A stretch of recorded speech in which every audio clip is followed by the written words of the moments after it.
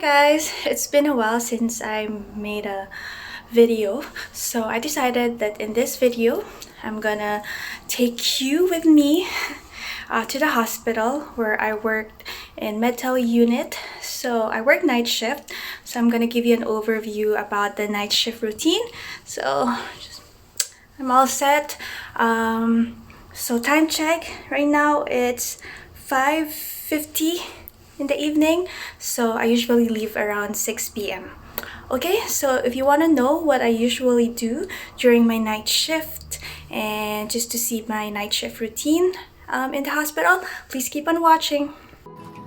So I like to prepare my lunch beforehand, so it will be handy, and I'll just put it in my bag. And now we're going to the car, and yes, I will clean my car, promise. Time check, 4:54. I actually forgot to adjust the time. Daylight saving time begins in March 14, so it's actually 5:54, not 4:54.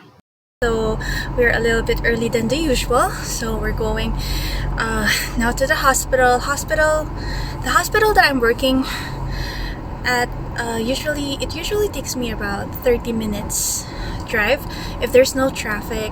I did experience one time being late because I got stuck in the traffic for like 30 minutes, so I was, I think, 10 minutes late. So anyways, you can give them a call if you're running late. Anyways, things happen and that's out of our control. So yeah, 30 minutes drive and we'll be there in the hospital. I'll see you in the hospital. So on my way to the hospital, I like to listen to music, I like to contemplate about life, I like to think what motivates me to be a nurse and to go to the hospital and work. So yeah, I have 30 minutes of thinking. So usually on my first day of the week, my Monday, I'll be full of energy and you'll still see me full of life. But on my third or my Friday, I'll be just dead tired and yeah, really tired. If you ask me if I overspeed, no I don't. I never got any ticket ever since I started driving. Woo, I could get an award for that, but yeah, I never get a ticket, never hit a red light or anything. No accidents so far, knock on wood, but yeah, I'm proud of that. Hi guys, time check, 6:29 p.m. So I'm already here in the hospital. So I'm 30 minutes early. Yay! It's not always the case, but I try to be early at least 30 minutes. So let's go! So from the parking lot, we are on our way to the hospital. I usually take the entrance in the emergency department, so you actually get to see how busy it is there. Sometimes you get floated to emergency department too, so that kind of gives you an overview whether your shift will be a good shift or a busy shift.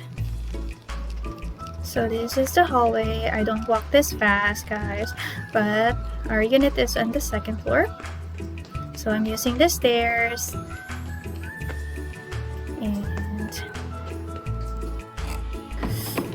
So usually I go straight to the locker room area where I grab all the things that I need. I hang my coat there. So yeah, there. I did hang my coat. Come on, there we go. And then I go straight to my locker and I grab all the things I need. My clipboard, which have my brain sheet there, my pens, lotion, and yeah, all the other stuff that you need. And yeah, I'm all set now, but then I realized that my goggles shouldn't be like a headband, so I have to wear it. And there you go. Now I'm ready for work. Then I look into the whiteboard and see my assignment. If I still have time, I like to go over my patient's chart, check if there's any significant labs or orders. Then you can clock in at least 7 minutes early.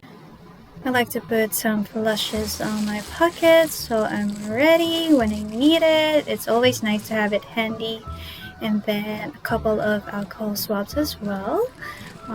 So that's the only thing that I usually put in my pocket. And by the way, this is what a medication room looks like. And this is our supply room area. As you can see, this is the ever famous bladder scanner. Around 7 p.m. I start getting reports from day shift nurses. So it usually takes 20 to 30 minutes to get all the reports. Around 7:30 to 8 p.m. I do read patients' charts, check for any labs or for any abnormal significant values that needs urgent medical attention. I check any pending orders, any doctor's notes, and nurses' notes for the day. And then around 8 o'clock, I usually start doing my medication and assessment. Medications are usually timed 9 o'clock, so you have that 1 hour window period before and after, so you have until 10 o'clock to pass the meds. After that, it will say it's a late administration. So around 8 to 10 p.m., I try to do my best to give all the medications and assess all my patients. After that, around 10 p.m. to 10:30, I can start doing my charting, continue reading notes, and then just answering call lights, attending to all your patient needs, and we are expected to do hourly rounding. So here I actually showed you how I put on my PPE before I meet my COVID patients. For some reasons, I don't pass on any N95 masks. I'm using this cap or this big helmet thing on my head. So, yeah. And if I have time, I like to go for a 15-minute break because you'll never know what will happen on your shift. So if you have time, go for your break. So after your break, you can finish your charting, do your hourly rounding, read notes, and give PRNs. I'm telling you, there are some patients who will call you every 15 minutes for a PRN. Around 2 o'clock, we have our board rounds where we get to talk about the safety of our patients. So between 4 to 6 a.m., I can do my unit lab draws, do some dressing changes, and medication time, which is usually scheduled 5 in the morning. So after 6 in the morning, I call it the critical hour because that's when crazy stuff happens. You get all the abnormal lab results that you have to do an intervention or something happened to your patient. But if you have time, you just have to finish your charting at this time and hopefully nothing crazy happens. So don't forget to take care of yourself as well. Take lunch when you have time and just make sure you have another nurse covering for your patients. In the middle of the night, it always gets really cold, so here am I modeling my warm blanket. And also guys, make sure that you take a bladder break. So I know nurses are very good in their bladder control. And take a selfie, just kidding. Hi guys, time check 7:39, so I just finished my shift. Yeah, I survived. But yeah, I survived my 12-hour shift. Now I'm going home. 30 minutes drive. I drank coffee because I feel so sleepy. And I have to drive 30 minutes. So yeah, that's the end of my night shift. Thanks.